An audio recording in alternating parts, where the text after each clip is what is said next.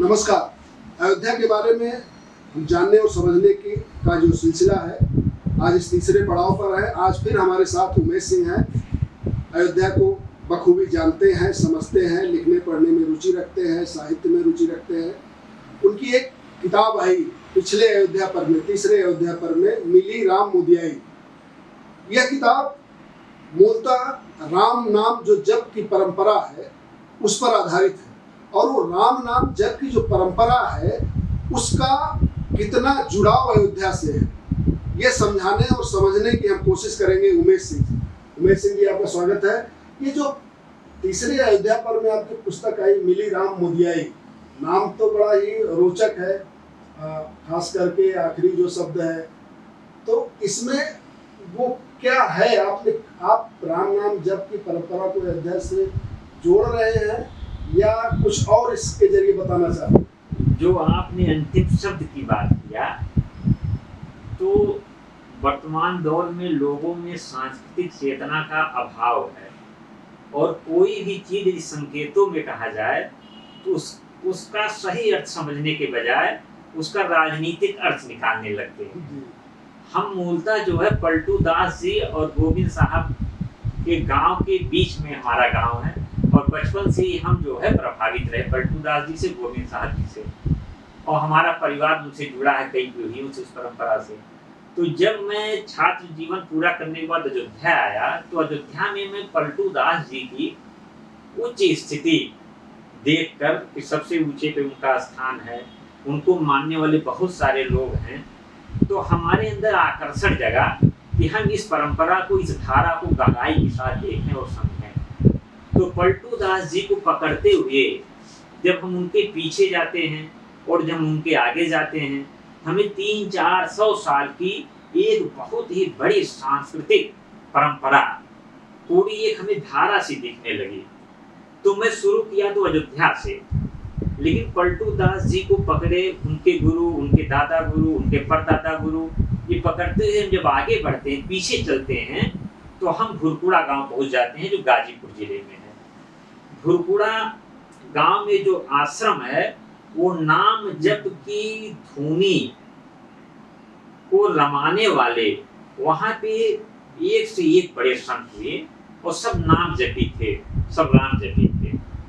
और एक बहुत ही रोचक बात बताएंगे कि अमेरिका और ब्रिटेन में रहने वाले और अपने देश में रहने वाले जो ओशो को बहुत मानते हैं, ओशो ने इस नाम जप की परंपरा पर बहुत बड़ा काम किया। तो इन साधुओं को, इन संतों की जो बाड़ी थी, उस बाड़ी को 1899 में विल्वेडियर प्रेस इलाहाबाद ने इनकी बाड़ी को वाचिक परंपरा में उनके संतों से, शिष्यों से वो इकट्ठा कराई और एक एक संत की एक एक बाड़ी संग्रह।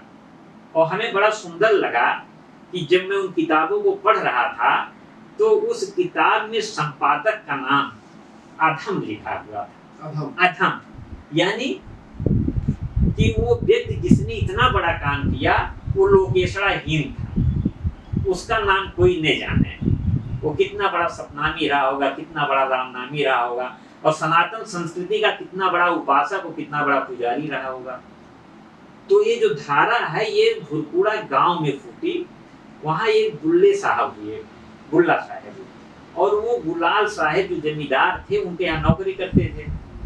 लेकिन बुल्ला साहब को यह नहीं पता था कि मेरे अंदर गुरु तत्व आ गया है और गुलाल को भी नहीं पता था कि मेरे अंदर शिष्यत्व आ गया है।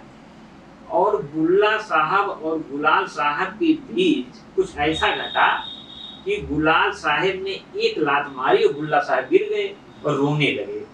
उसी रोने के दौरान युगपद घटना घटी कि एक ही क्षण में सद्गुरु भी पैदा होता है और शिष्य भी पैदा हो जाता है।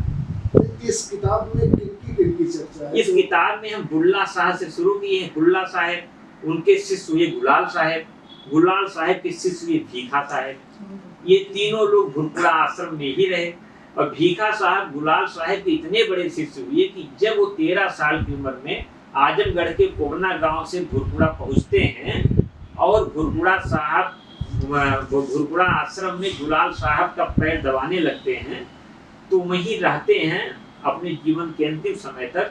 उस आश्रम के बाहर वो नहीं निकलते। और गुलाल साहब कितने बड़े भक्त थे कि जिस पैरों से उन्होंने अपने गुरु को लात मारी थी, उनका पैर वो 43 साल तक लगातार दबाते रहे। इन सब के बारे में इस पुस्तक में चर्चा है, खास करके जो राम नाम जप परंपरा के लोग संत हुए हैं उन सब की, उन सब के बारे में। और गोविंद साहब हुए, फिर पलटू साहब हुए, जगजीवन साहब हुए, और ये वर्तमान में जगजीवन साहब हुए। जब बहुत लंबी परंपरा है, आगे छत्तीसगढ़ तक जाती है। रायपुर भीखा साहब, उनके नाम से वहाँ पे विश्वविद्यालय भी है।